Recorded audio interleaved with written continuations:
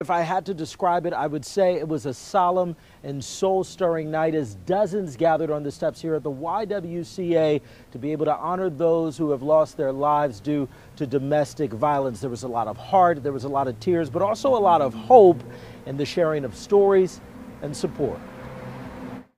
There are so many people who suffer that you don't know about. On a cool, crisp night in the city of York. Anyone passing on the road can hear just a little bit of hope, and to know that they're not alone. I think that is what's most important. Dozens gathered wearing purple to honor Domestic Violence Awareness Month, to let their voices be heard. Remember my name. And to remember those who've lost their lives. It's really unfortunate what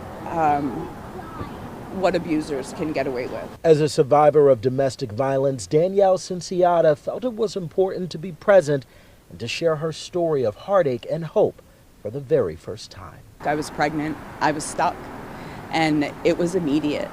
It was immediate. Friends cut off, family cut off, no access to money at all.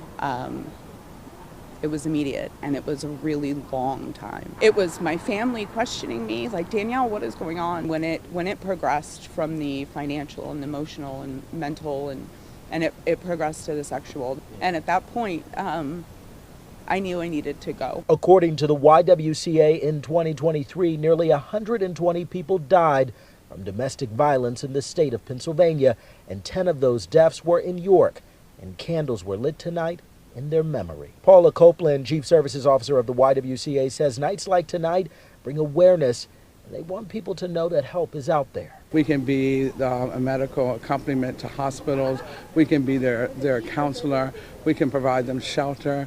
We can just provide so many different things so that these candles do not have to be lit in the future. And for Danielle, she wants people to know there's another side to the darkness. I have strength and I have resilience. I'm worth something.